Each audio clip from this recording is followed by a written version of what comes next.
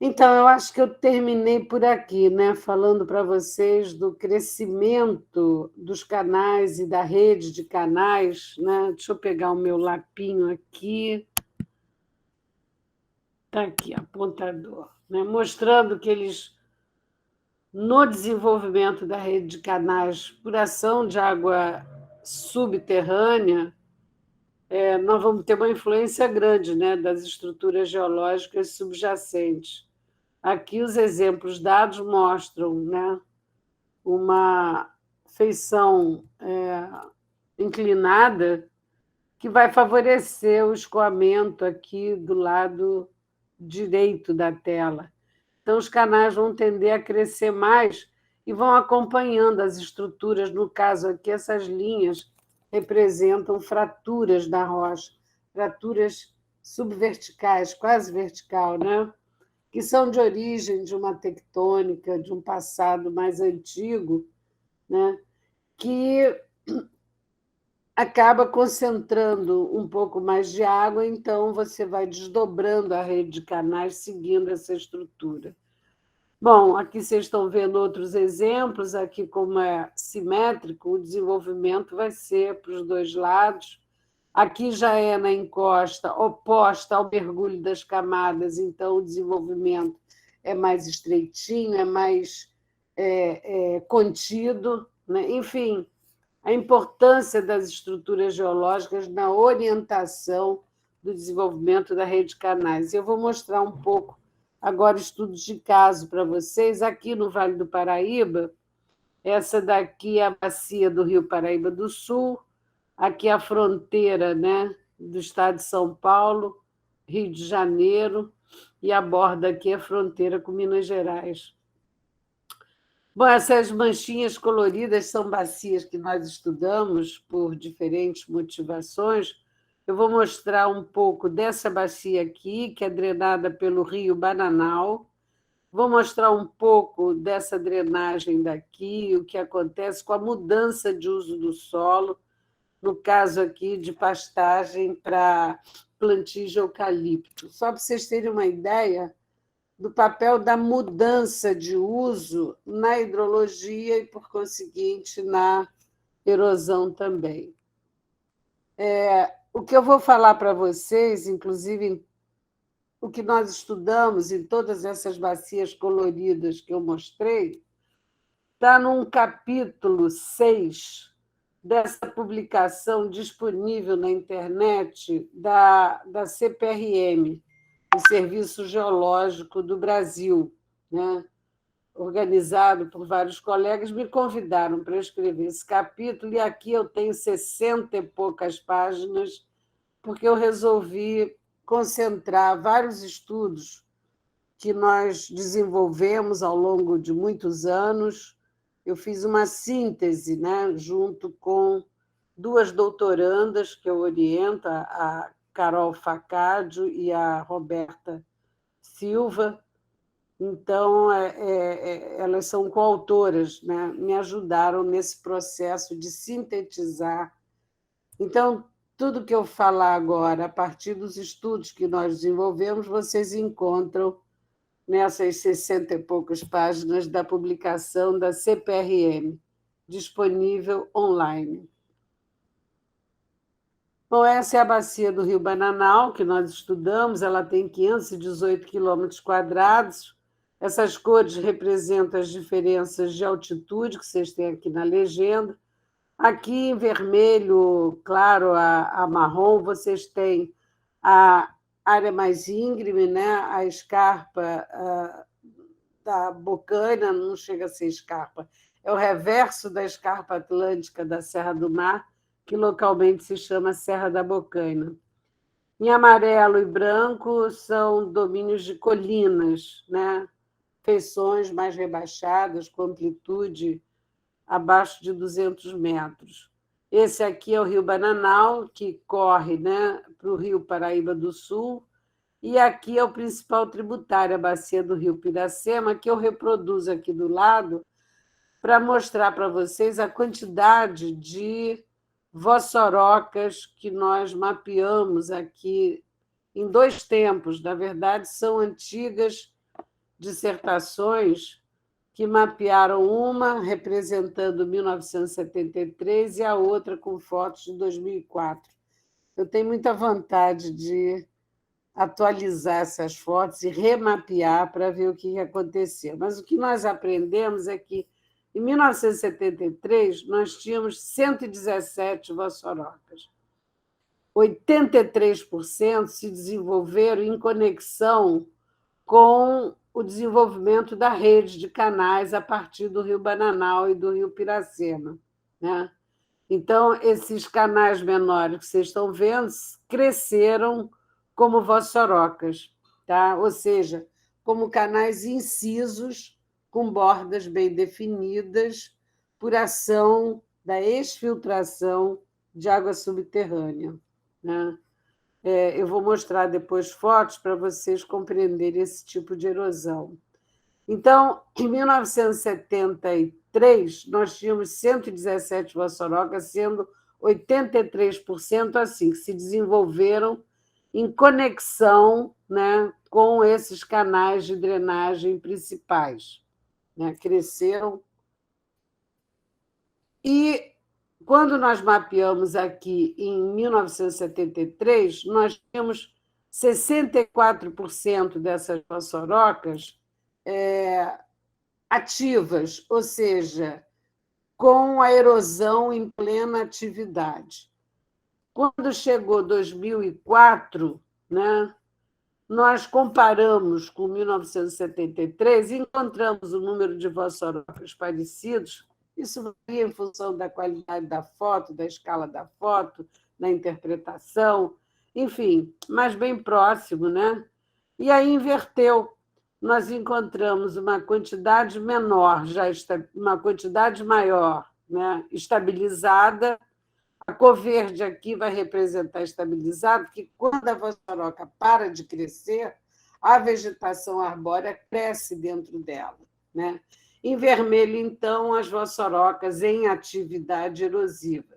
Então, anteriormente, em 73, eram 64,3% desses canais estavam em atividade, portanto, estavam aqui em cima, e esse outro mapeamento de 2004 mostrou que uma boa parte estabilizou, então aumentou o número de canais estáveis. Significa, portanto, que a rede de canais ela vai crescendo, né? E chega a um ponto ela estabiliza, né? Por alguma razão, que eu vou mostrar alguma coisa para vocês.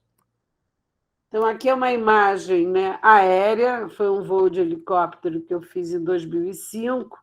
Aqui é o Rio Piracema, que vocês viram na foto anterior, a bacia, né? E aqui é o crescimento de uma vossoroca, escola, que a gente tomou aqui nessa localidade, né? E resolvemos estudar em detalhe o processo em si, os mecanismos envolvidos na evolução desses canais incisos por ação de água subterrânea. Então, aqui vocês podem ver a borda dessa vossoroca. Para vocês terem uma ideia, quando nós chegamos aqui, esse canal erosivo estava aqui, nessa posição. Então, melhor, esse canal estava aqui estável e esse aqui estava aqui na pontinha, sabe? Não tinha se desenvolvido. Ela era estreita, bem estreitinha e pouco profunda, a gente pulava dentro dela. Já nessa fase, ela já tinha mais de 20 metros de espessura, porque ela foi aprofundando até ajustar o declive dela com o rio principal, o rio Piracema, que é um nível. O rio Piracema está aqui. Então, o canal, vamos dizer, começou a formar mais alto, ele vai sendo erodido, aprofundando até a altura do rio Piracema. Nunca o canal vai chegar abaixo do rio para onde ele está confluindo, né? É uma questão de ajuste de declives. Então, significa que o rio Piracema é o limite dessa incisão linear. Portanto, é um nível topográfico de base. O nível de base geral a gente relaciona com o nível do mar, ou seja, a rede de canais vai aprofundando até nivelar com o nível do mar. Porém, como você pode ter nessa área daqui rochas mais resistentes, menos resistentes, pode ter heranças estruturais, enfim, você pode ter também degraus ao longo do rio, que serão os níveis de base locais.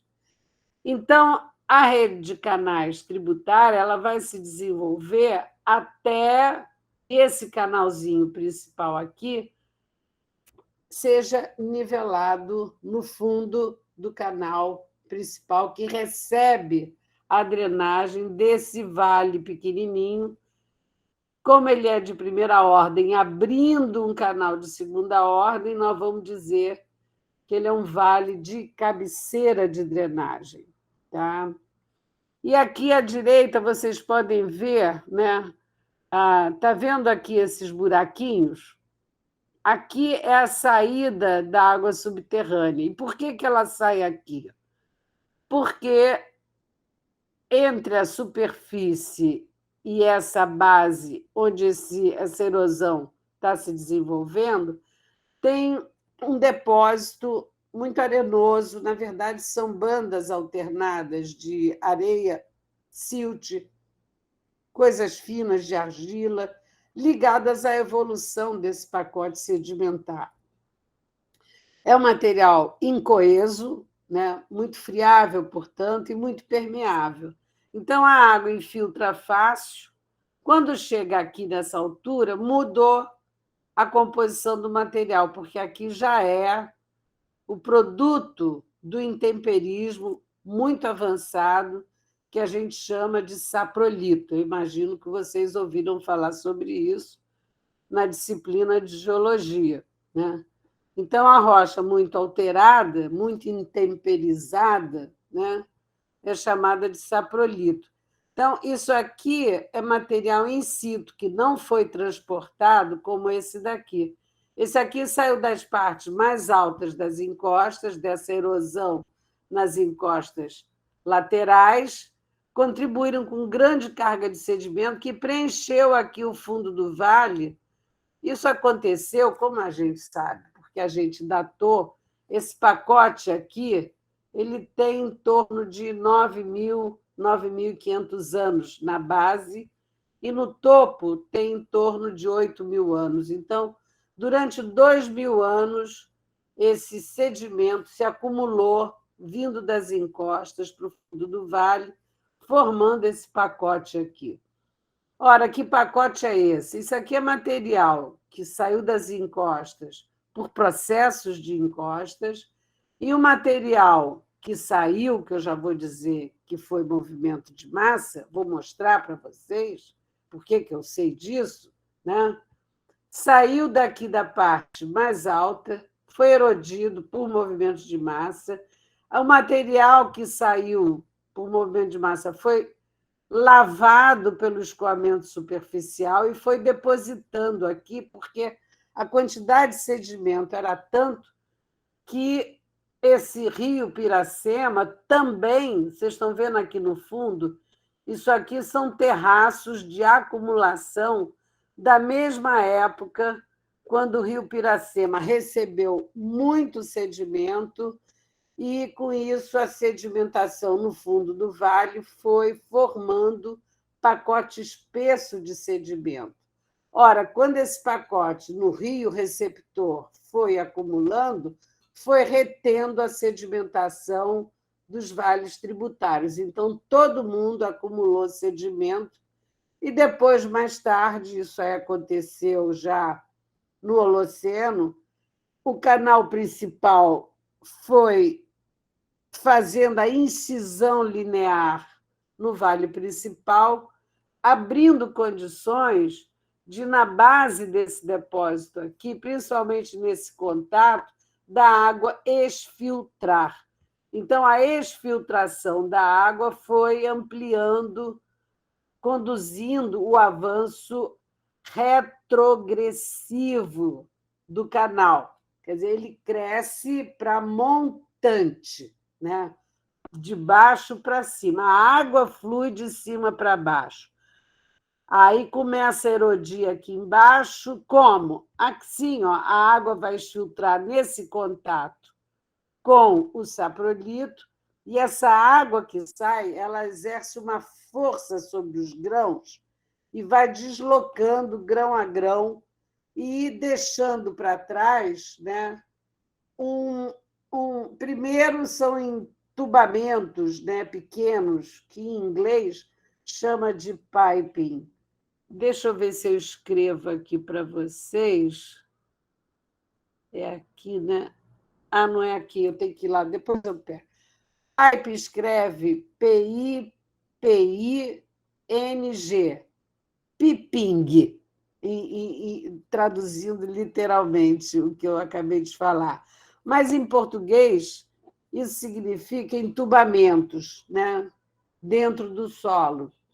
Às vezes é a fauna do solo que faz, às vezes é a raiz que morre, quando é mais superficial. Mas, em profundidade, é resultante dessa variação da permeabilidade, né, no perfil do solo. Então, esse contato aqui vai desacelerar essa infiltração e vai concentrar e a água vai sair. Quando a água sai, ela vai escavando, né? Ela vai formando o que nós chamamos de túnel de erosão. Tá? Então, começa pequenininho, como um entubamento, que vai crescendo e vai formar um túnel de erosão. Então, aqui eu tenho um desenho que vai simplificar, reproduzindo o que vocês estão vendo aqui. Essa é a nossa Vossoroca, esse é o Rio Piracema, só para ilustrar. Tá? E aqui eu desenhei, num corte transversal, esse sedimento em amarelo, né? E aqui abaixo o domínio do saprolito, em cinza. Esses tracinhos significa que é muito alterado. Tá? Então, aqui é um contato do depósito com a rocha já muito alterada, que cria essa descontinuidade, formando o túnel erosivo e colapsando o sedimento que está acima, vai abrindo e conduzindo a evolução que eu vou chamar de retrogressiva ou regressiva, né? Que é o crescimento remontante do canal. Reparem que eu falei vários termos, né? Regressivo, retrogressivo, é o movimento, né, do crescimento do canal subindo a encosta. Por quê? Porque a água está descendo a encosta. Então, ela começa a erodir aqui na parte inferior e o canal vai abrindo até um certo ponto. Muito bem. Aqui vocês têm uma imagem de 73, como eu falei, o canal da Vossoroca. Essa aqui é o valezinho tributário, essas partes mais protuberantes, e aqui está o Rio Piracema. Então, aqui vocês têm o canalzinho 73, estava nessa posição. Aí, aqui já é em 99, não, aqui é 2005, está errado. O canal já tinha crescido bastante, né? A gente acompanhou em diferentes intervalos de tempo, nós chegamos lá em 1982 e fomos fazendo a medição no entorno e no fundo desse canal, acompanhando o crescimento dele, né? E aí, depois, num dado momento, já em 2005, em 99, você já vê, é 99 mesmo, já vem o crescimento, né, de vegetação, ou seja, a descarga de água já está diminuindo, porque o canal já está no ajuste de declive bem próximo aqui do Rio Piracema. Vocês veem aqui a curvinha dele, né? E aí nós fomos mensurando em diferentes intervalos, o que nós observamos? Primeiro, que esse tronco principal aqui não evoluiu, ou seja, ele estabilizou aqui e a vegetação cresceu, mas ele desviou para cá, né? Um tributário. Então, esse canal tributário é o número 1. Tá? O número 2 é esse lado daqui que não mudou. Né? O número 3 é esse pequenininho daqui. Ah, não, o 4 é que é o canal principal, que alargou. Né? Agora, esse canal daqui, ele começou a crescer, aqui ele diminuiu. Por quê? É normal, na literatura, a gente vê o seguinte, na medida que o canal vai crescendo, a área de contribuição a montante da cabeça do canal, né, vai diminuindo. Então, vocês podem imaginar, quando estava aqui, a área era tudo isso aqui. Né?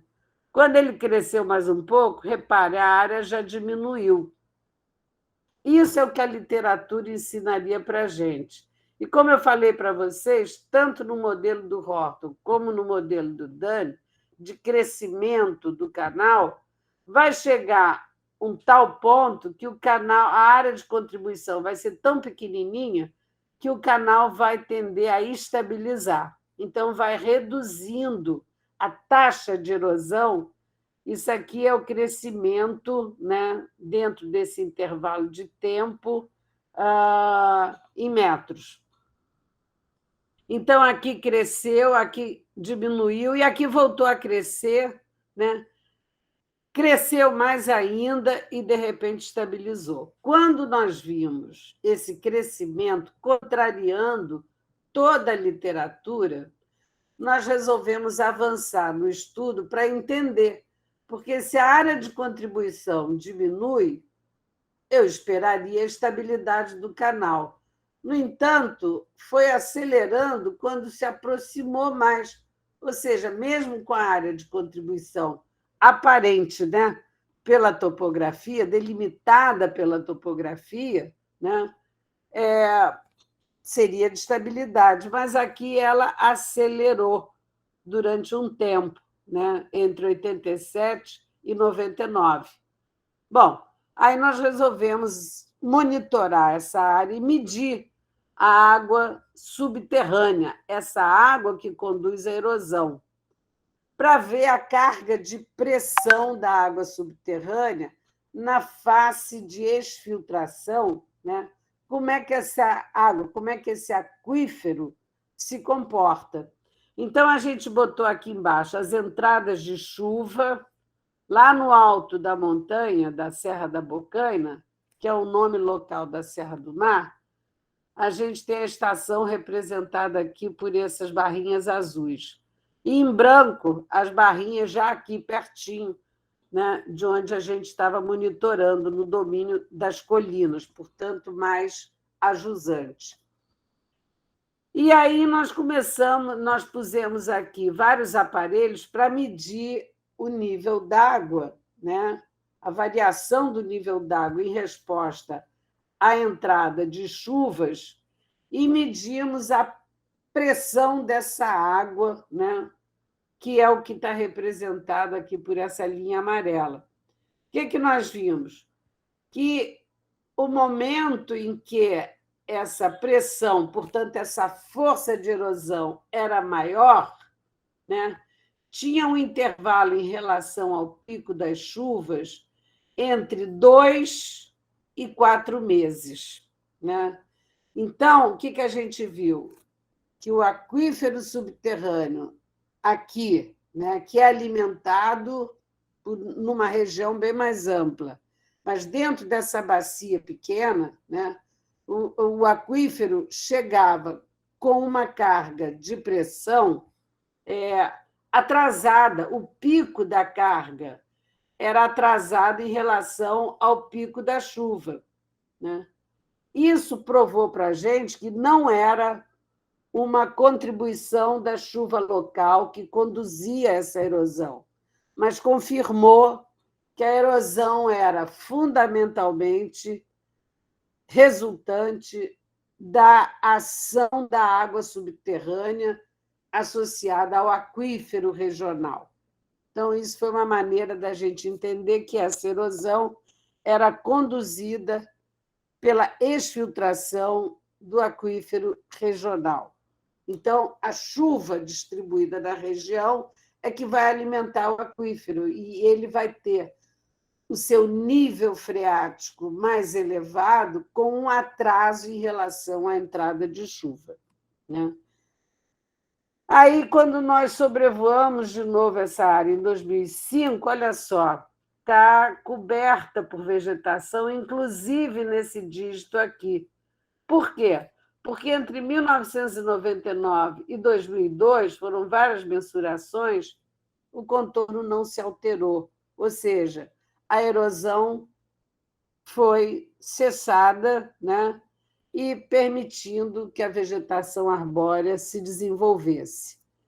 Bom, essa vossoroca, nesse processo de crescimento, ela largou muito, hoje ela tem cerca de 40 metros, e aqui em profundidade, 40 a 50 metros, né?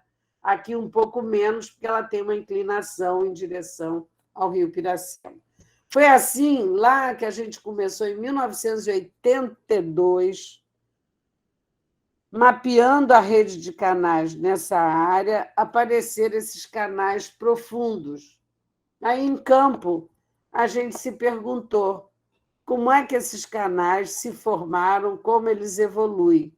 Então, o que eu estou contando para vocês já é o resultado de pesquisa de longa duração, monitorando a erosão, mensurando a água que conduz essa erosão, e aí nós fomos entendendo que nós tínhamos uma relação com a chuva e com o aquífero regional para explicar e modelar o desenvolvimento desse canal.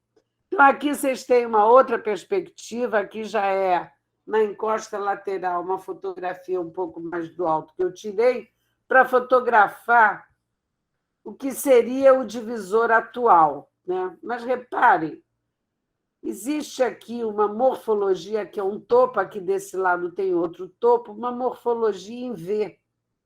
Falei, como explicar isso aqui? Aí, esse depósito aqui, nós fizemos perfis verticais em várias posições, pegamos nas camadas argilosas folhas secas e a gente mandou datar. O que a gente viu? Então, aqui é uma visão em planta de todos os pontinhos, todas essas bolinhas aqui, são os poços e os piezômetros que nós monitoramos o aquífero para modelar o aquífero subterrâneo e associar esse modelo de água subterrânea com o modelo da erosão de vossorocamento, né? Eu não vou entrar nessa parte de modelos, primeiro, porque não há tempo para isso. Segundo, que vocês têm uma formação mais ampla, então eu posso explicar para vocês o que e como nós aprendemos, sem detalhar as equações, os números, etc. E aí, o que nós temos? Com essas datações, nós vimos, então, que na base era em torno de 9.500 anos, 10.000, e no topo era em torno de 8.000 anos, como a gente fez outras datações em outros locais, e nos fundos desses vales de cabeceira, sempre espessos pacotes de deposição, e a datação deles nesse período entre 10.000 e 8.000 anos. Por que esse período? Vocês poderiam até indagar. Eu falei anteriormente que houve um período que foi esse, entre 10 e 8.000 anos atrás, que aconteceu muita erosão nas encostas, fornecendo uma carga de sedimentos enorme. Então, o fundo do vale, lá do rio Piracema, foi acumulando sedimento e retendo a sedimentação dos vales tributários, né? Muito bem, essa sedimentação aconteceu arredondando entre 10.000 e 8.000 anos atrás, né? E depois, com todas as mudanças de uso, principalmente no período do café, esses vales tributários começaram a se desenvolver. E por que no café? Porque o café produziu muito escoamento superficial do tipo ortoniano nas encostas, né?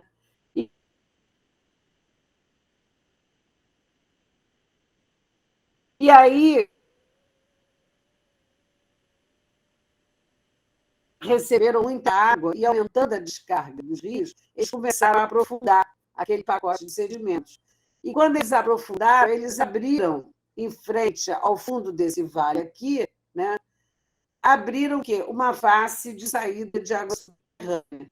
E a descarga maior aonde? No eixo desse vale tributário. Né? Então, esse canal cresceu remontante ao longo do eixo desse vale tributário, e aqui no alto ele bifurcou, né? Como eu mostrei para vocês, e o depósito aqui, que tem 10.000 anos, também continha fragmentos de rocha, pumba. E aí nós começamos a ver que isso aqui era uma forma, produto da destruição e rebaixamento desse divisor.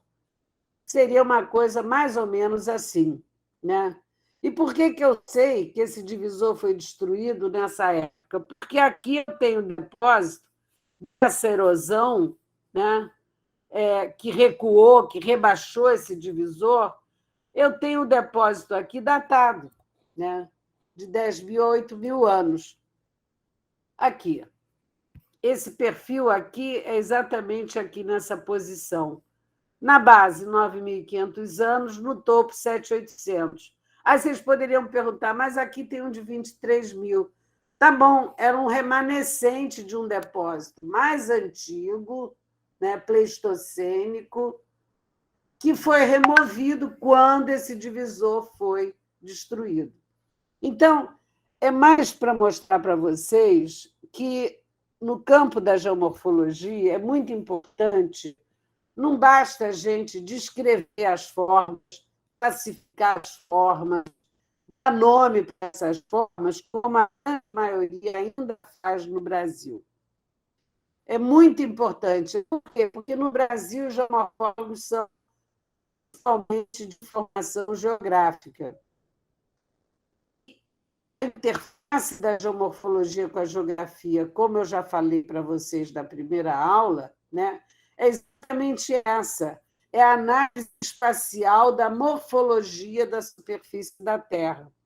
Então, os mapeamentos na geografia são inúmeros, mas nós precisamos explicar a origem e o desenvolvimento dessas formas que conduzem à evolução do modelado. Então, tem que estudar os processos, né? Seus mecanismos, seus condicionantes, para explicar e poder modelar a evolução e, assim, construir cenários futuros, em base matemática, que é a tradução dos modelos físicos. Então, conhecer e compreender, explicando esses modelos físicos associados à expansão da rede de canais é fundamental, não só para a gente modelar o avanço da rede de canais, mas também para modelar a relação entre o desenvolvimento, o crescimento da rede de canais e a evolução das encostas. Tá? Então, isso é muito importante no campo da geomorfologia. Esse lado de estudo de processos e de evolução é a nossa interface com a geologia. Né? Eu, particularmente, sou geógrafa, mas eu evoluí para entender os processos. Foi uma decisão que eu tomei quando eu fui para o mestrado, em 1974. Eu entrei para o mestrado. Eu me formei em dezembro de 73. Em março, eu estava no mestrado da geografia, na terceira turma do mestrado. Ninguém, naquela época, estudava processos geomorfológicos no Brasil, nem na América Latina.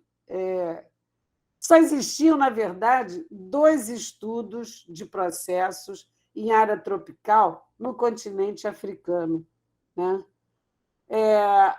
Conduzido por um pesquisador belga e um pesquisador sueco, que eu conheci depois ambos, e o belga, mais tarde, foi meu orientador de doutorado entre 1981 e 1985.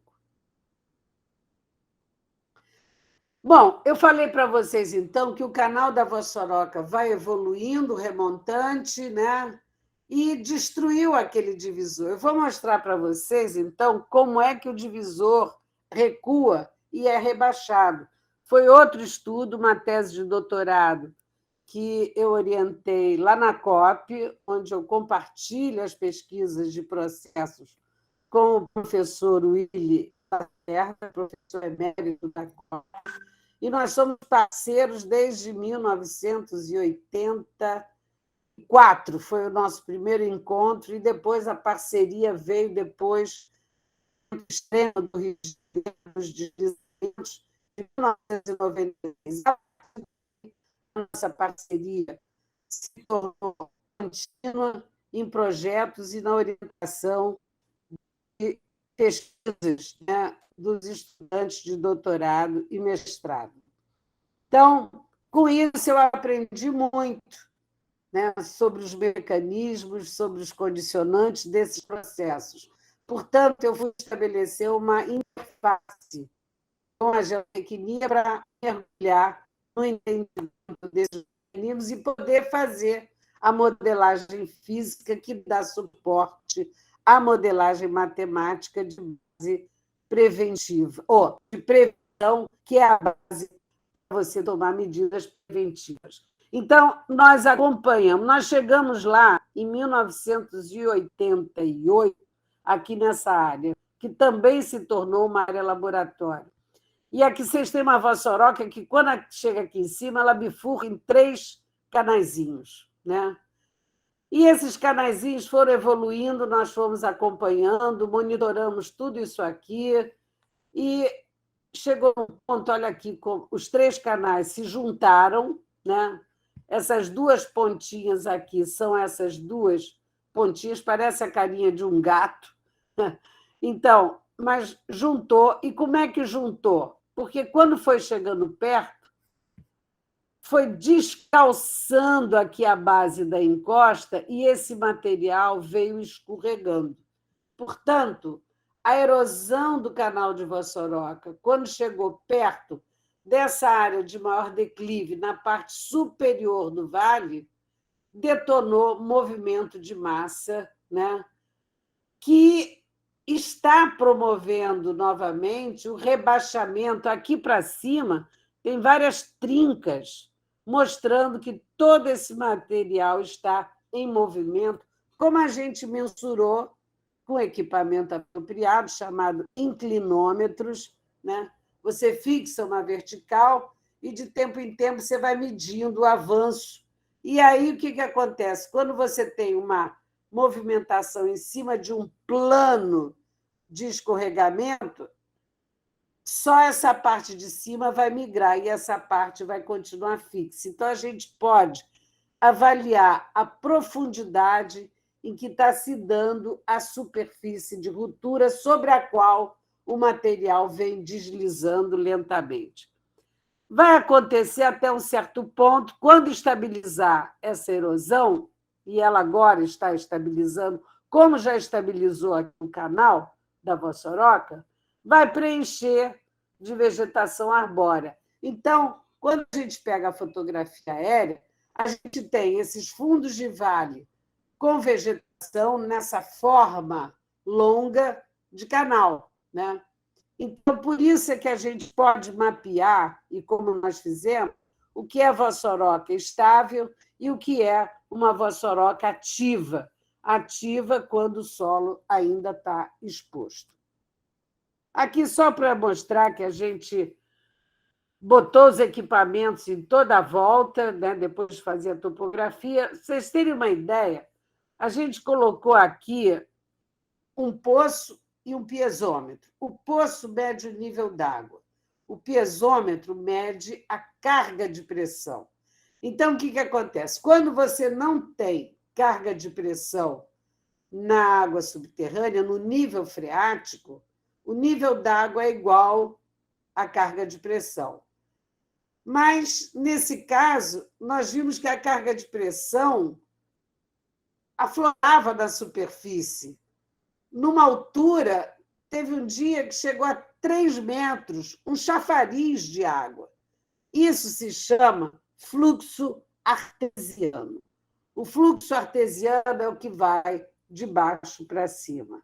E assim nós fomos aprendendo que o aquífero regional ele está entre a Serra da Bocaina e o Rio Paraíba, tem um gradiente hidráulico muito grande, de tal modo que as fraturas vão funcionar como escape dessa água sob alta pressão.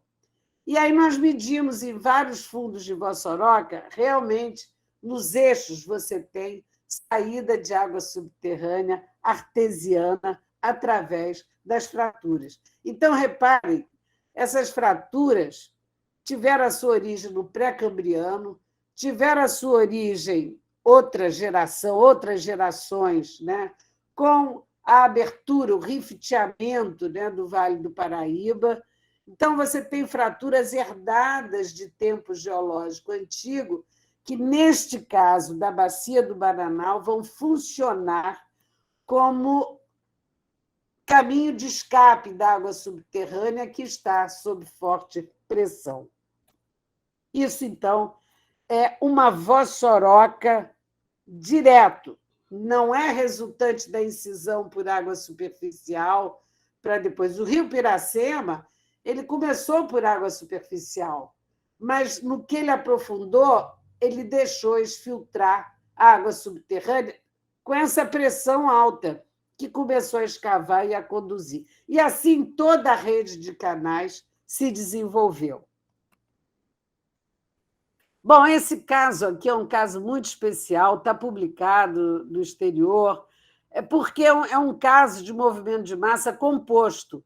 Tanto vem nessa direção, como também vem nessa outra direção.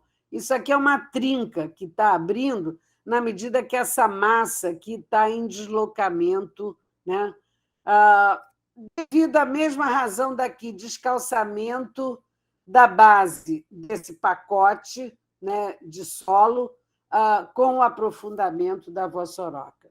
Então, é um processo que foi se desenvolvendo, não por mudança de uso, nesse caso, né? Ou melhor, a reativação foi por mudança de uso. Né? Quando o café entrou, deu muita água no fundo dos vales principais, que, no que eles aprofundaram, detonaram a erosão diretamente por ação da água subterrânea. Bom, eu vou passar batido aqui, porque isso eu mostro para vocês no campo. No campo, a gente tem evidências de quando essa erosão da Vossoroca instabiliza a parte superior desses vales mais íngreme, ela detona movimentos de massa que vai rebaixando o divisor, recuando a encosta e rebaixando o divisor. Bom, eu vou mostrar mais um caso, né, interessante aqui. Essa é uma bacia, a bacia do Bananal está drenando por aqui. Tá? Aqui tem outra bacia alongada, como essa, do Rio Barreiro de Baixo, e aqui tem a bacia do Rio Seis Marias. Aqui, os canais todos de vossorocamento, nós mapeamos, né?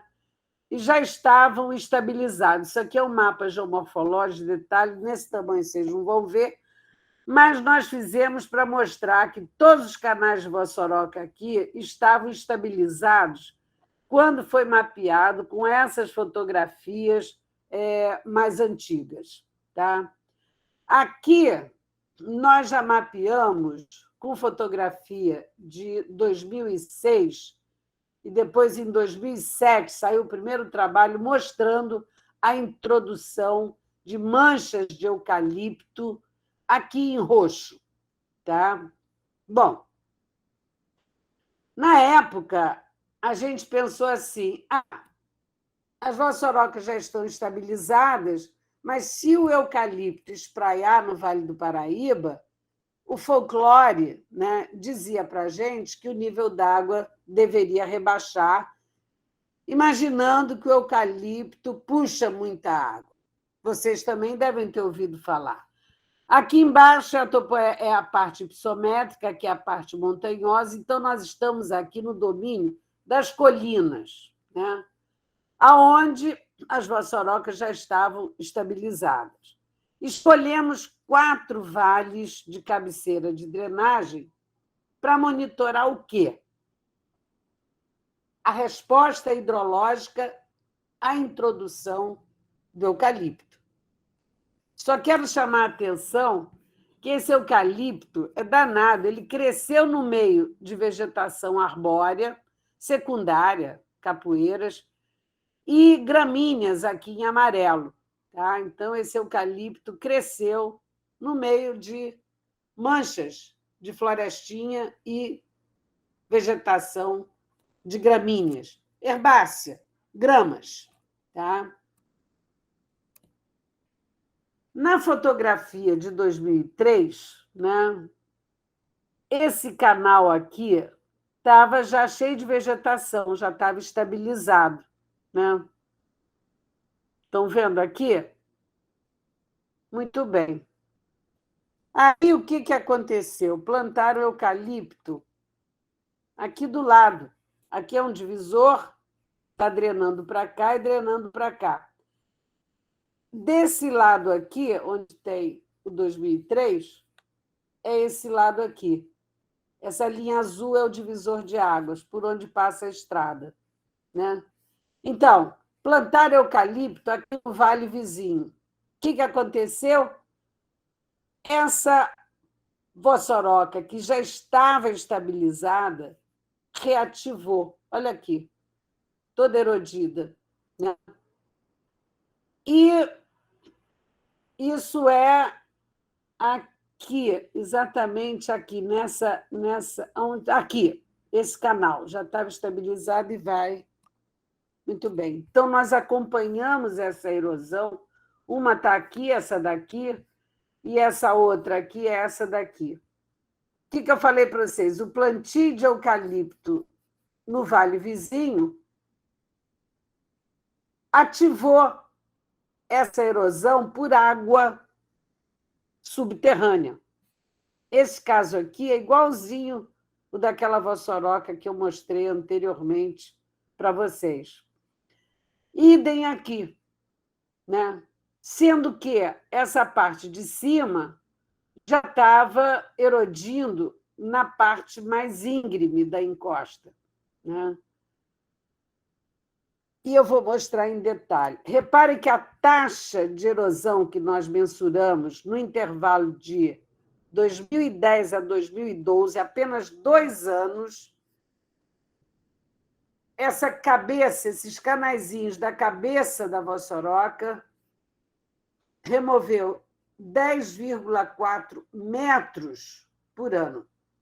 Isso é uma taxa absurda de alta.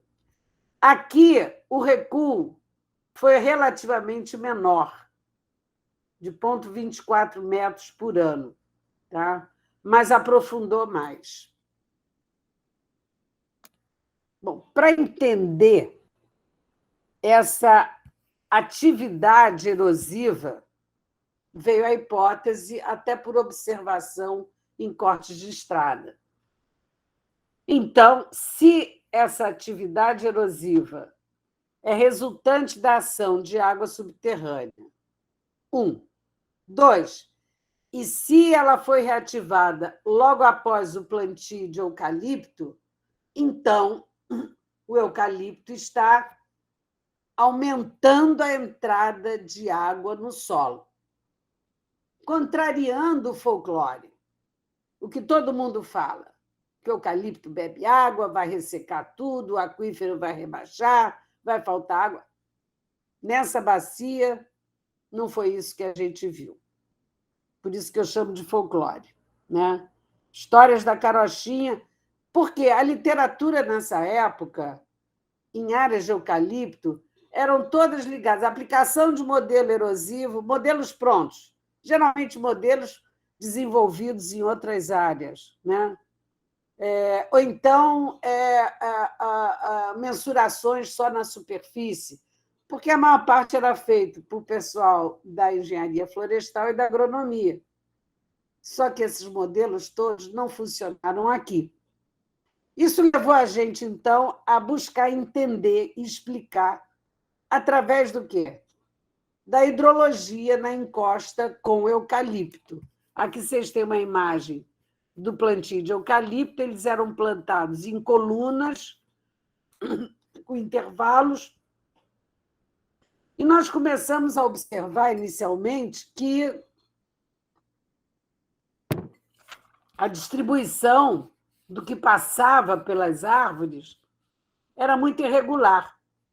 E, geralmente, perto dos troncos, a quantidade de água de atravessamento, né, que não era interceptada pelas copas, era maior. Então, nós começamos a botar pluviômetros formando essa estrutura radial, né, em volta de um tronco.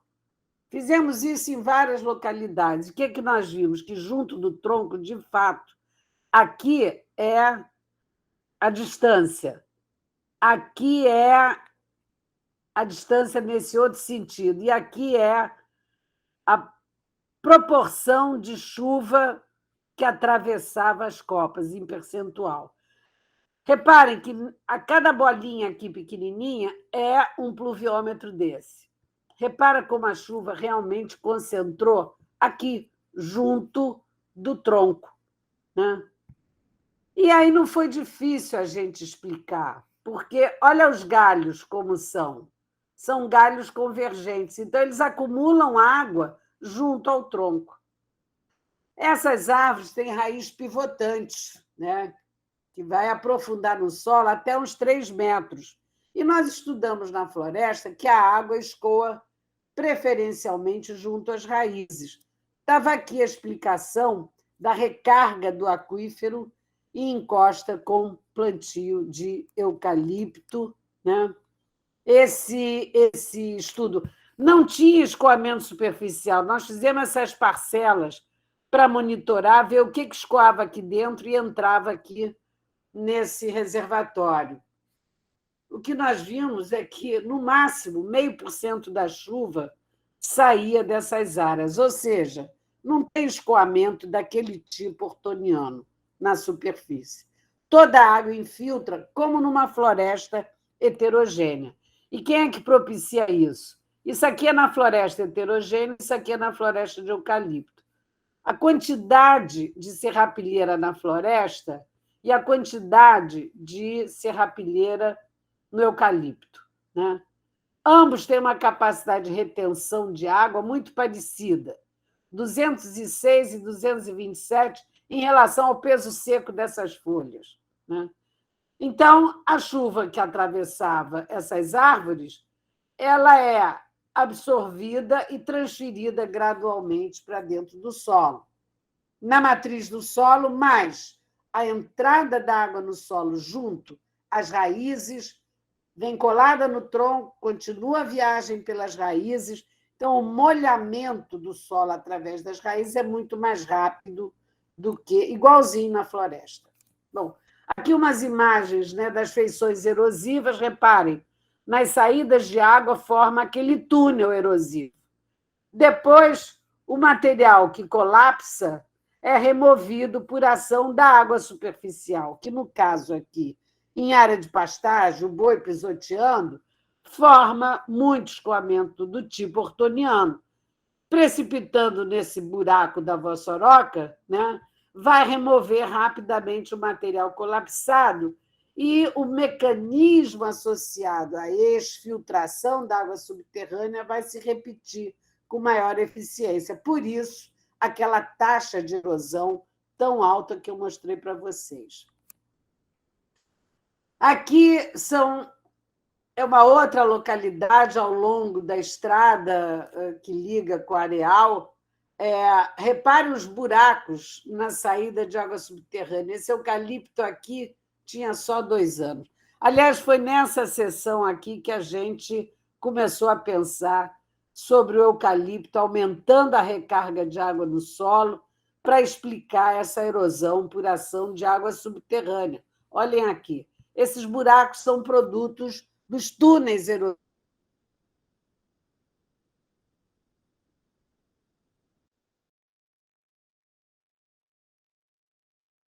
O vassoramento ele pode iniciar de diferentes maneiras, né?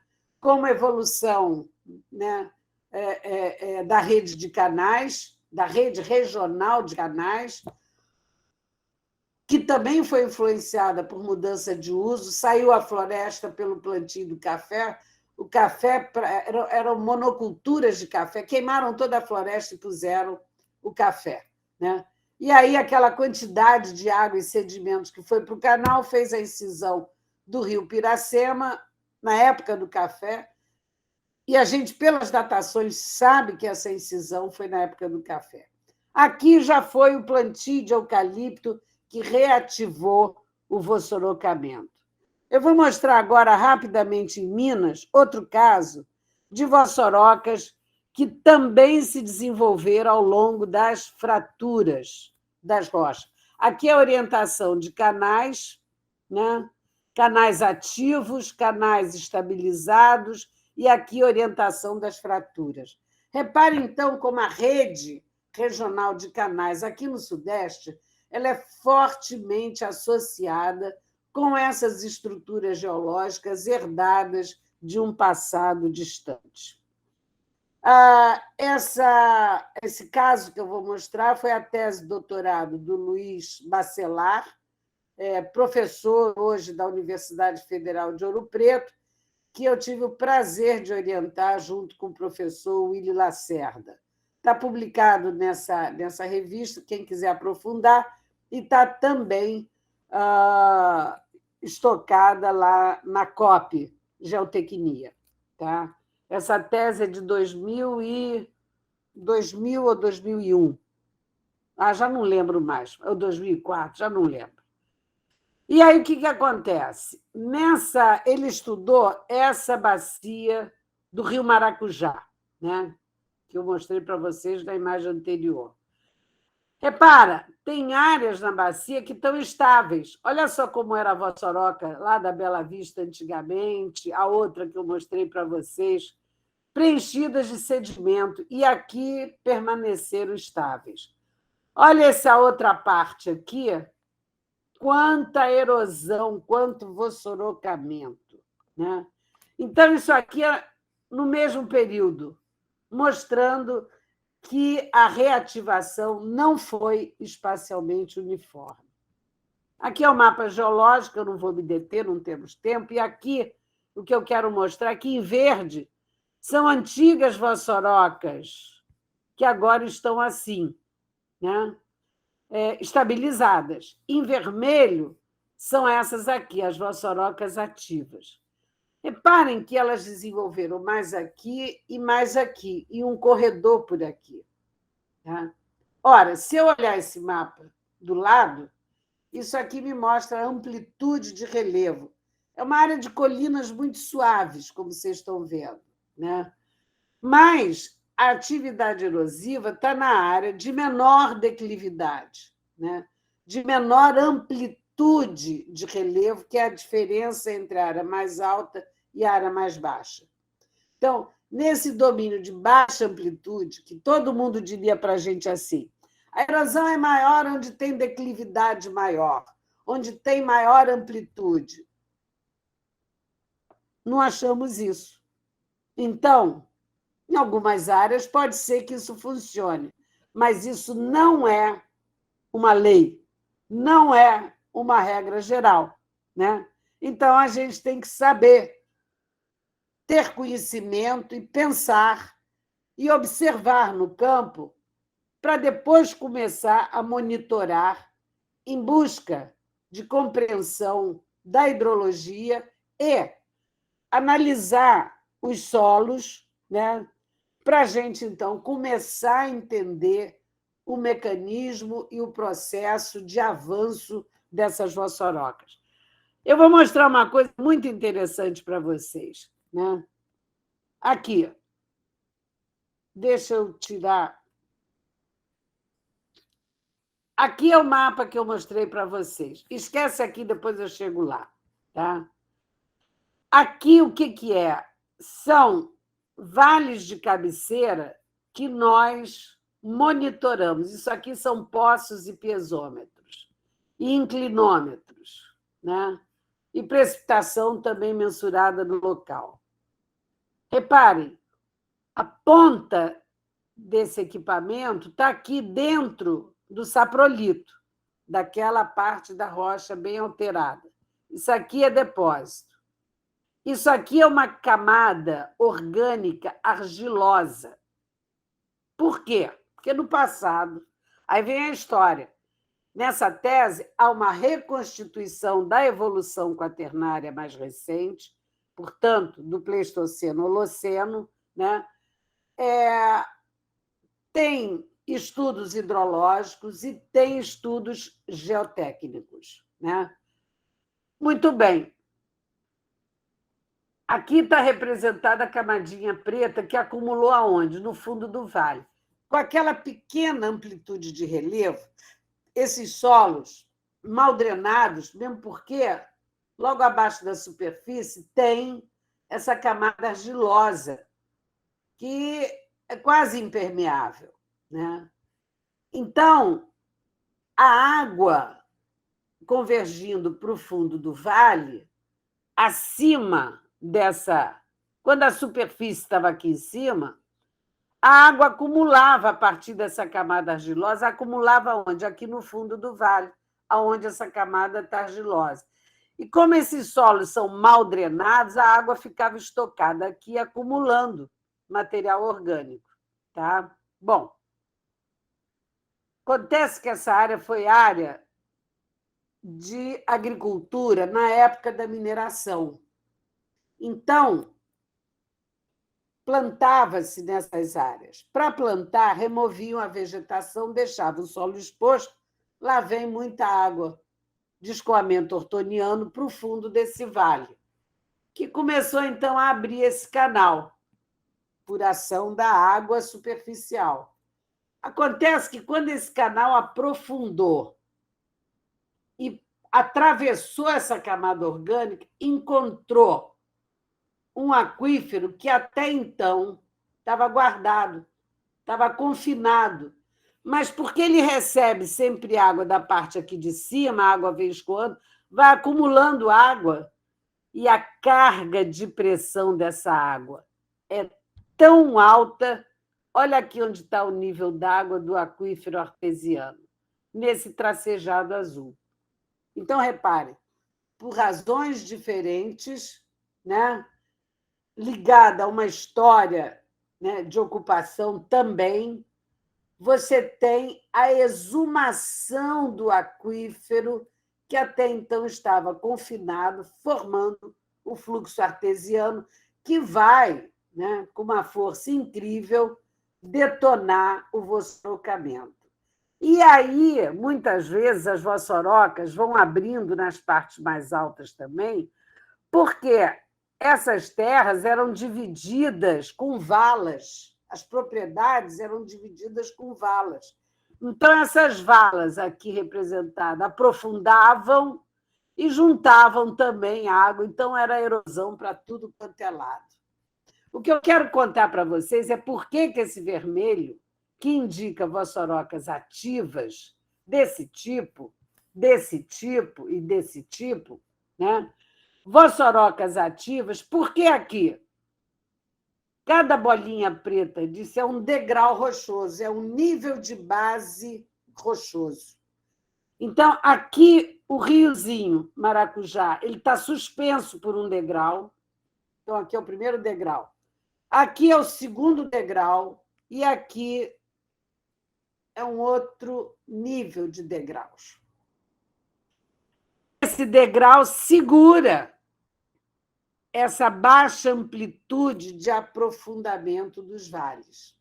Com isso, essa camada orgânica está suspensa aqui, está no fundo do vale suspenso. Então, acumulou mais água, erodiu, exumou o aquífero e detonou Vossorocas. Nesse caminho. Então, reparem como a morfologia, né, também interfere na dinâmica das águas, né, e, portanto, no trabalho erosivo. Mas eu mostrei para vocês, nessa figura anterior aqui, que você tem maior amplitude de relevo. Em amarelo, entre 70 e 140 metros. Em vermelho, quase mais de uma diferença de 140 para 210 metros de altura. Então, uma diferença aqui de 70 metros, né, entre o topo e o fundo do vale. Aqui também intervalo de 70, e aqui menor que 70. Então, foi na área menor que 70 que estourou o vassourocamento, porque aquela camada orgânica está mais próxima da superfície, consequência da influência desse nível de base rochoso. E aqui, que seria a área de maior amplitude, de maiores declives, está estável. Por quê? Vou dizer para vocês. Porque... espera aí. Bati no teclado errado. Porque, repara, a camada orgânica aqui, ó, nesse ponto aqui, que já é o amarelo, né? A camada está mais profunda. Ou seja, aquele aquífero sob pressão está confinado. Mas, se fizerem buraco aqui, né, para alguma construção que vem requerer uma estrutura mais profunda, né, vai exumar esse aquífero que está confinado e detonar outras Vossorocas. Eu costumo dizer, né, repara, aqui de novo, maior amplitude está mais embaixo. Eu digo que o gigante da erosão está adormecido aqui. Mas, se fizerem um furo profundo ou uma construção profunda, ele vai acordar e vai arrebentar. Lembra que eu falei para vocês? O nível de base está representado aqui nesse diagrama. É uma rocha aqui mais resistente que está atrasando a incisão desse riozinho. Então, esse vale aqui está suspenso em relação a esse outro nível daqui. Olha aqui como a amplitude de relevo é alta, maior do que aqui. Então, a geomorfologia, né, é resultante e é também condicionante, né? Aqui imagens dessas Vossorocas que crescem a perder de vista, coalescem comendo os divisores entre elas. Olha essa imagem. Já, já, essa vai juntar com essa, destruindo esse divisor aqui. Essa área tem uma atividade erosiva absurda, né? Não sei em que momento. Aqui você já tem um fundo de vale preenchendo com vegetação, mas não sei se na próxima chuva vai erodir de novo e vai remover essa vegetação. Brasília também tem uma amplitude de relevo muito pequena. E olha só as Vossorocas gigantes, né? Que eu tive o prazer de conhecer junto com meu colega, engenheiro geotécnico, professor Camapum, lá da Universidade de Brasília. Reparem que não tem quase relevo aqui. Então, não precisa ter topografia ou declividade para essa erosão, que tem a ver com a água subterrânea. Mas, no caso aqui, começou por ação do escoamento superficial, a água que vem das estradas, da própria expansão urbana que deixa o solo careca, e aí vai erodindo por água superficial até chegar no aquífero. Aí a erosão aumenta bastante, né? A engenharia pode drenar, segurar, conter essa erosão, né?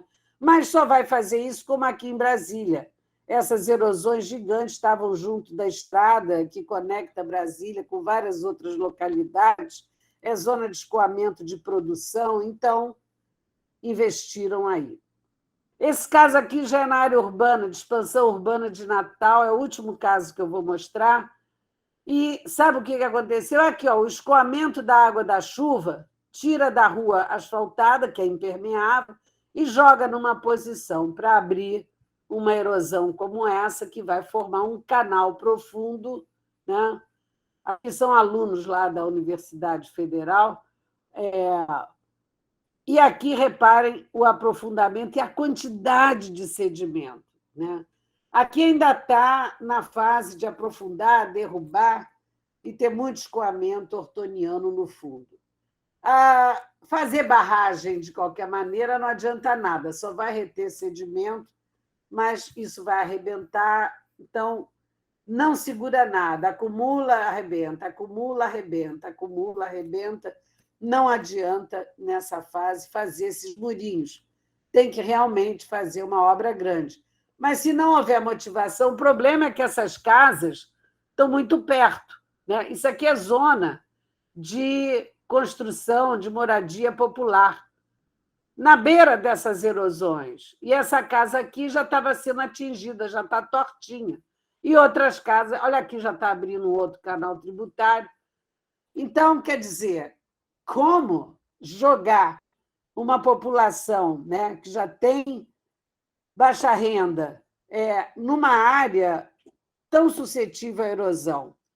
Eu diria que isso é falta de planejamento adequado, é irracionalidade, é falta de atenção com a população, ou seja, planejamento zero. Planejamento urbano, né? Enfim, vou dar 10 minutos para vocês descansarem e eu tomar uma água. Caramba, já vai dar 8 horas, eu não acredito. Bom, eu não gosto de correr, porque correr é o mesmo que não dar aula, né? Então, aí não precisa de aula. Eu dou só os slides e vocês vão olhar slide e ler nos livros. Mas, para eu dar uma explicação coerente para vocês, né, eu preciso, enfim. Então, eu vou até onde der, até onde vocês aguentarem, tá? Vou sair desse e vou entrar em outro. Ainda tem aluno presente? Tem sim, Ana, tem 35. Ai, que Aqui. resistência boa!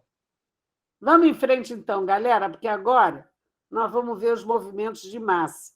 Eu vou até um certo ponto nesse material e depois eu faço questão de mostrar alguns slides do que aconteceu na região serrana do Rio de Janeiro, né, que foi dos maiores desastres da nossa história no estado do Rio de Janeiro. Não foi o único, porque em 1967 nós tivemos, na Serra das Araras, mais para o sul, um evento que foi igual ou pior do que aconteceu em 2011. Bom, deixa eu entrar aqui para dizer para vocês o que é movimento de massa. Tá? Então, vamos entrar aqui nessa outra parte, depois eu disponibilizo. Vamos lá. O termo movimento de massa, né, é um termo genérico que vai equivaler, em inglês, a mass movement. Ana, Ou... Ana, desculpa, é que você não está compartilhando. Fiz a bobagem de novo. Não abri a janelinha. Vou abrir. Vamos lá. Eu sempre esqueço. Da mesma maneira, eu sempre abro sem microfone. Ah, não, esse já foi. Eu tenho que stop presente. Ah, o que eu fiz, Ana Luísa? Basta a gente. Eu não fechei. Eu fechei? Ah, eu fechei o PowerPoint. Que droga, eu vou abrir de novo. Basta a gente estar com um time curto. Pior que o meu computador está uma droga, mas vamos lá. Deixa eu ver se eu consigo abrir direto.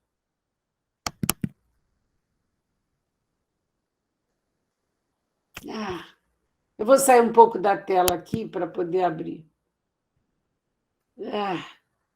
Encostas, movimento de massa. Está aqui. Movimento de massa, abrir, fechei, vou lá de novo na nossa aula. Voltei. Vou abrir, tá? Perfeito. Você não esquece de compartilhar com a gente, por favor. Vou compartilhar. Vamos ver se abriu. Pronto. Agora eu vou ocultar e vou abrir a tela. Pronto. Eu estou aproveitando a aula que eu dou na graduação de manhã. O termo movimento de massa, né, como eu estava falando, é um termo genérico. Na verdade, muitos até falam, e eu gosto, movimento gravitacional de massa, né? Equivale em inglês a mass movement ou landslide. E se refere, então, ao deslocamento de materiais da encosta sob influência da força da gravidade, né? Sem que haja um agente específico, ou a água conduzindo os sedimentos, ou gelo, ou ar. É a gravidade que conduz o movimento. Entretanto, para muitos autores, e eu vou junto com eles, né, apesar de movimento de massa ou deslizamento ser associado à ação da força da gravidade, existe a participação dos fluxos d'água no solo, em subsuperfície, porque é com a entrada da água, com a saturação de água no solo, com a pressão de água no solo aumentando, que vai acontecer a instabilidade. Então, a água tem uma participação importante na ocorrência dos movimentos de massa que eu trago, embora a gente também tenha movimentos de massa a seco, né? Vocês devem estar vendo agora fotos de áreas semiáridas, de áreas de chuva menor, né? Às vezes o solo está muito seco, mas é possível a queda de bloco ou de material mesmo mais fino, só por ação. Então, como eu falei, ação da gravidade.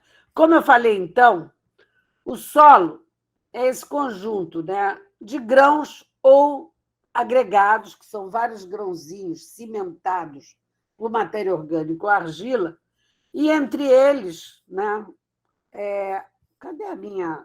Ah, está aqui, vou pegar de novo. E entre eles, nós temos o ar, né? Então, o movimento da água no solo ele vai funcionar a partir de duas forças. A força da gravidade, que puxa para baixo, e a força capilar, que puxa para todos os lados. Essa força capilar ela vai ser maior quando os poros são menorzinhos, né, mais finos. E também vai diminuir na medida que esses poros, que esses espaços vazios, vão preenchendo de água, de tal modo que, quando o solo está todo preenchido de água, né, ele elimina a ação dessa força que puxa para todos os lados. E, desse modo, vai prevalecer o quê? A ação da gravidade. Tá? Então, por isso que a gente diz, quando o solo está saturado e a água está exercendo pressão positiva, né, dentro dele, você pode ter a ruptura a partir de características desse solo e da força da água dentro desses poros, né, da pressão da água, né, de tal modo que o solo perde resistência. E aí a gravidade faz o resto do serviço. Por quê? Porque, imagina, isso aqui é uma rocha ou é um pacote de solo, tá? Mas está representado aqui por uma rocha. Sobre a superfície do terreno, essa rocha aqui exerce uma força sobre o terreno. Essa força aqui vai ser chamada uma força perpendicular ou força normal, e é representada aqui pelo G, tá? De gravidade. Mas, se o terreno é inclinado, você vai ter essa componente normal e vai ter uma outra componente, né, que vai ser a força da compressão desse material sobre o terreno. Com a inclinação, você tem esse jogo de força, mas tem também uma força tangencial, né, que é associada à inclinação do terreno. Então, o movimento de massa, né, quando a força normal é igual ao peso, né, a essa compressão dessa rocha sobre o terreno, não vai acontecer nada, está estável, né? Então, aqui, essa componente tende a zero. Não tem. Não tem uma tensão aplicada. Aqui, o que vai acontecer? Você tem essa componente daqui, né, maior do que essa. Tá? Então, são duas forças que estão atuando, né? Ora, essa força aqui é a compressão ou tensão normal aplicada sobre o material. Eu não vou entrar em detalhe, só quero dizer para vocês que, matematicamente, o conhecimento físico de terreno ele pode ser decodificado matematicamente, e foi o que esse sujeito aqui, chamado Moore Coulomb, desenvolveu há muito tempo atrás. É um modelo matemático que vai descrever a resposta que o solo vai dar a partir da aplicação de uma tensão normal, né, que vai causar a ruptura da estabilidade. Então, esse tal aqui é a resistência ao cisalhamento, resistência à ruptura, né, que vai ser, então, o produto dessa tensão normal vezes, ou melhor, a tensão normal aplicada, né? E essa tensão normal aplicada tem a ver com a entrada de água também, né? Então, vai ter... Isso aqui é o ângulo de fricção interna dos grãos. Então, eu falei para vocês, o solo tem duas propriedades. Uma é a coesão, né, que é representada nessa equação pelo C. É a propriedade de binding, o quanto que essas partículas estão agrupadas, mais juntinhas. E esse aqui é o ângulo de atrito interno. Dependendo da morfologia dos grãos, vocês imaginam, se eu tenho um quadrado com paredes bem retas, o atrito é em toda a superfície. Se eu tenho uma circunferência, o atrito é só uma ponta, é menor. Então, se o atrito é maior, a resistência vai ser maior. Se o atrito é menor, a resistência vai ser menor, né? Vai ser bem menor. E aí, o que acontece? Se eu preencher de água o espaço vazio entre os grãos, né? Aqui eu vou representar, né? Deixa eu fazer aqui aquele lapinho. Ah, não, vou botar o desenho anterior. Aqui, tá? Enquanto eu tenho o solo mais seco, eu tenho a força de coesão, que é resultante do agrupamento dessas partículas, como é que eles estão arranjados. Aí tamanho de grão, heterogeneidade, forma, tudo vai influenciar. E espaços vazios, né? Então, eu tenho esses grãos em contato, né, um com o outro. Aqui tem um contato maior, aqui tem contato menor, enfim. Mas quando esses vazios ficam preenchidos de água, é como se você soltasse um grão do outro, né? Então, o ângulo de atrito cai. E se está todo mundo soltinho pela água, a coesão tende a zero. É quando o material, então, vai deslizar. Tá? Bom, isso tem tudo quanto é livro básico de mecânica de solo, mas não se preocupe, eu não vou pedir equação para ninguém, eu só quero que vocês compreendam por que ocorre movimento de massa, né? Quando chove.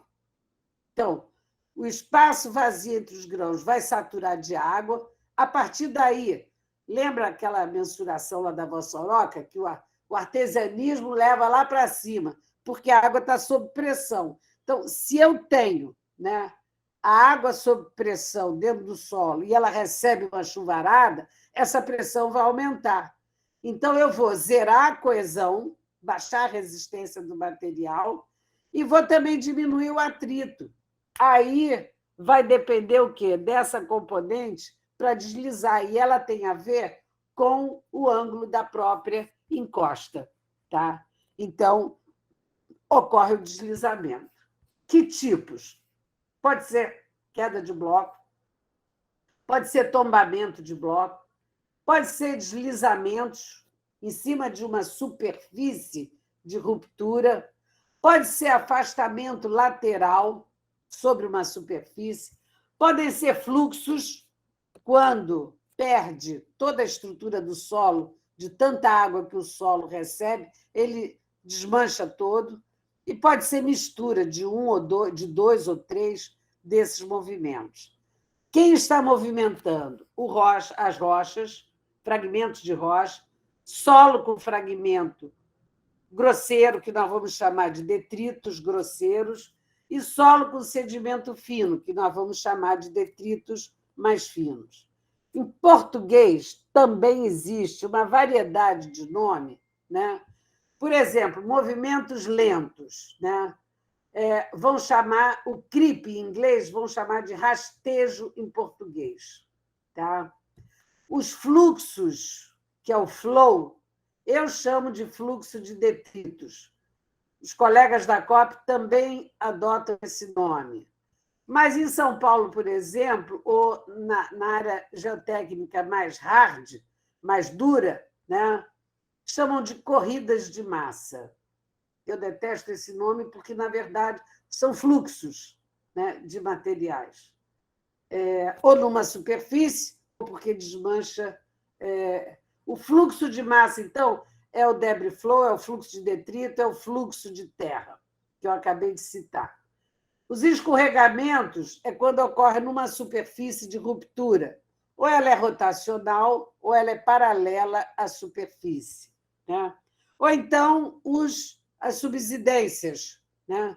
Quando a gente tem erosão subterrânea e o material de cima pode ir rebaixando gradualmente ou pode colapsar. Vai formar o que nós vamos chamar de dolinas em relevo kárstico, ligada a processos químicos também. Subsidência ou desabamentos, né? Enfim, são nomes para a movimentação dos materiais relacionados a rupturas lentas, graduais ou abruptas, como a queda de blocos, né? Bem abrupto.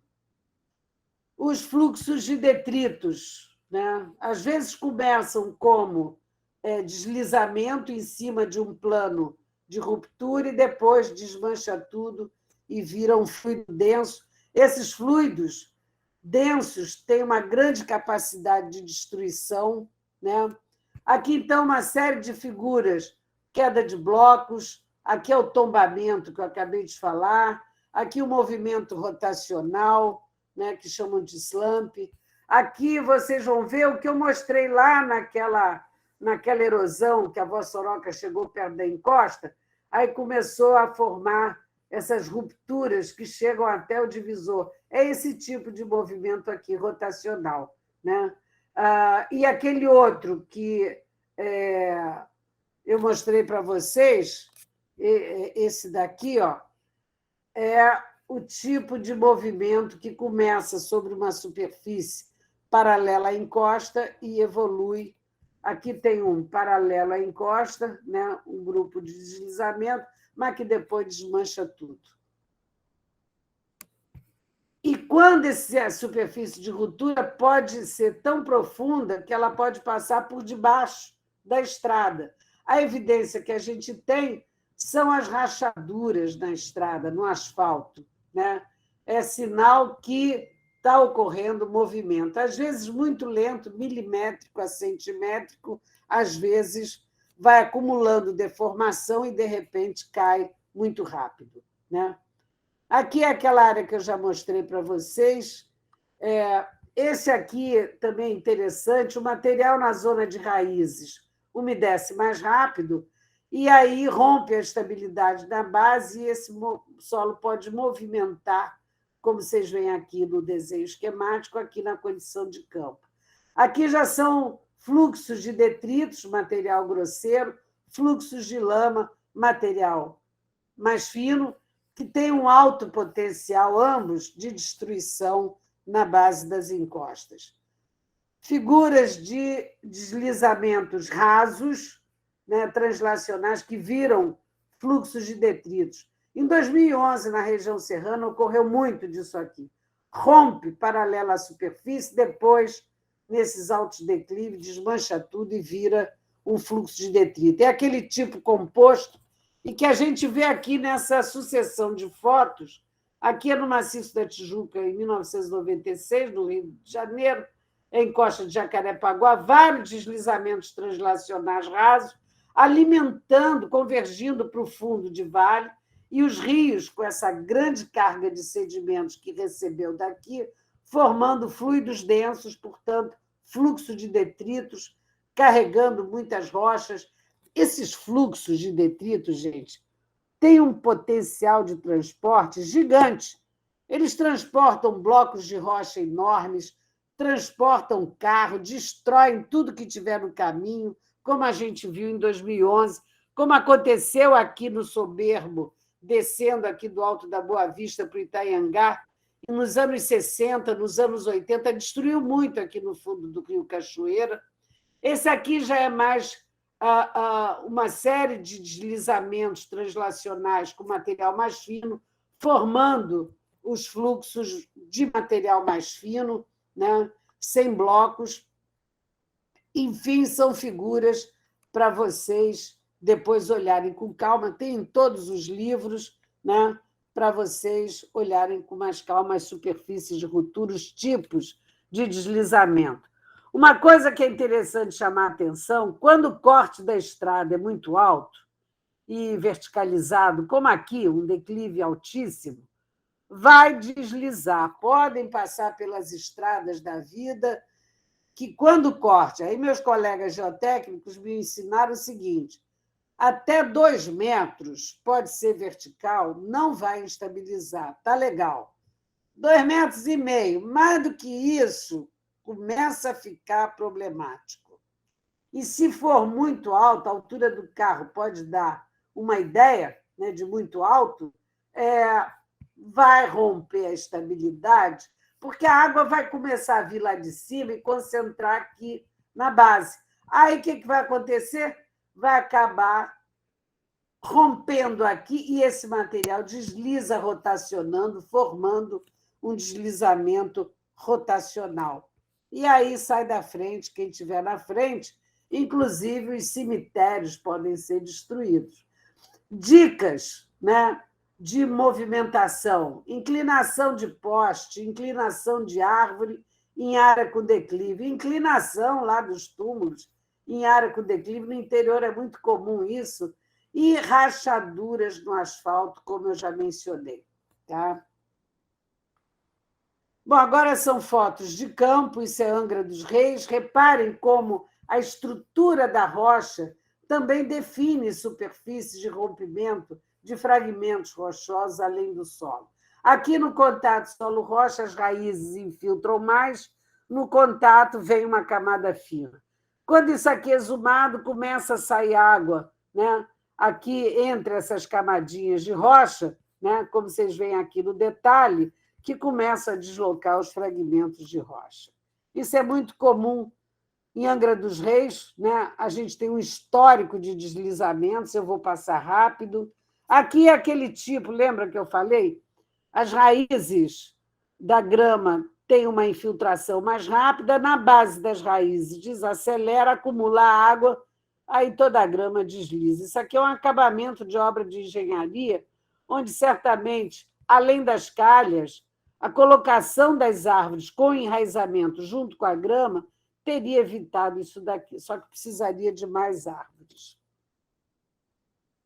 Então, na base do sistema radicular, como vocês veem, é muito comum a gente ter rupturas bem rasas do tipo deslizamento planar ou translacional raso. Esse deslizamento aqui, translacional, aconteceu aqui, no alto. Aqui tem o nível de base, cachoeiras, então isso aqui está suspenso, né? Repara que a amplitude do relevo é bem pequenininha, aqui já é enorme, né? Então, esse material deslizou, formou uma barragem aqui nesse córrego, né? Barragem temporária, acumulando água aqui para montante. Só que uma barragem como essa é uma barragem temporária. Ela vive meia hora, ela vive minutos, né? Quando ela rompe, entretanto, ela já tinha muita água, desliza uma lama com alto potencial de erosão, removendo blocos, terra, árvores, todo mundo. Isso aqui aconteceu lá em Angra, em 2002, numa localidade chamada Areal. Aconteceu no meio da madrugada, essas casas foram totalmente destruídas. Só aqui, nesse fundo de vale, morreram 20 e tantas pessoas, durante a noite dormindo. Mais uma visão da Baixada que recebeu esse fluxo de detritos, né, incluindo fragmentos de rocha, troncos de árvores. Reparem quantas, árvores grandes, inclusive. O que estava no caminho foi removido além das casas. Bom, o maciço da Tijuca, da nossa cidade do Rio de Janeiro, tem um histórico de deslizamentos, né? Esse aqui é o maciço da Tijuca, Lagoa Rodrigo de Freitas, para dar uma ideia para vocês. Aqui é o contorno pela cota de 40 metros acima do nível do mar. Em verde são as quatro áreas do Parque Nacional da Tijuca, onde a floresta é bem conservada em sucessão avançada. Lembrando o que eu disse anteriormente para vocês, que a floresta em sucessão bem conservada protege as encostas. Lembram dessas figuras? Então, uma floresta bem conservada absorve, em média, 20% da chuva, né? 50% vai ficar retido, porque infiltra bem pelas raízes, só 30% vai viajar abaixo da superfície e entrar nos rios. Uma outra... Então, ela guarda bastante água, floresta conservada. E também no Rio chega uma chuva muito poluída, né? Com acidez, com resíduo dos automóveis, né? Dos caminhões, com chumbo, enfim, zinco. Mas quando passa pelo dossel bem conservado, né? Olha só o que acontece com o pH, vai neutralizando, então a água entra limpa e também filtra, né? Toda essa, retém essa poluição, além de estocar carbono. Ou seja, a floresta em sucessão avançada e bem conservada oferece várias funcionalidades ou o que chamam de serviços ambientais. Como se não bastasse, essas raízes adicionam resistência, a serrapilheira protege da erosão superficial e as raízes né, fixadas em profundidade dessas árvores mais altas, essas raízes vão estabilizar também a encosta. Então, a floresta nos oferece serviços gratuitos se a gente deixar ela crescer em sucessão avançada e conservada. Tá? Que não é o caso, a nossa cidade tem um histórico antigo de fogo recorrente vai destruindo a floresta e substituindo por vegetação herbácea e arbustiva. As cicatrizes de deslizamento abrem clareiras que vão propagar a degradação florestal. Aqui aconteceu um evento em 88, esses aqui são de 96. E a ocupação? Isso aqui hoje está bem mais controlado, a expansão das favelas, também a revegetação dentro, isso aqui é dentro do parque. Dentro do parque foi melhorada, o fogo também foi muito controlado. Então, eu diria que o Maciço da Tijuca, depois de muitos movimentos e desastres, aqui eu represento o efeito de borda. Aqui eu mostro, quando as raízes morrem, né, os dutos, que eu chamei de entubamento, eles, numa condição de solo mais perto da saturação ou saturado, podem formar fluxos turbulentos dentro dele que vão romper a estabilidade. O fogo destrói a árvore e destrói as raízes, além de alterar, quando o fogo é recorrente, a própria vegetação. Então, nesses temporais de 1996, foram 2 tempestades, uma de manhã, uma de noite, né? Vou passar rápido, vou mostrar o que aconteceu. Foi esse evento. Vários deslizamentos translacionais rasos, alimentando fluxos de detritos. Né? Essa é uma imagem, né, das cicatrizes convergindo para os rios que vão desaguar aqui, né, na Baixada de Jacarepaguá. E aqui os granitos, que produzem muitos blocos, aqui in situ, mas os depósitos de deslizamentos passados também guardam muitos blocos. Daí, esses fluxos terem uma grande quantidade de blocos, que aumenta o potencial de destruição. Vou passar por aqui, não vou falar de recuperação, eu vou mostrar isso aqui,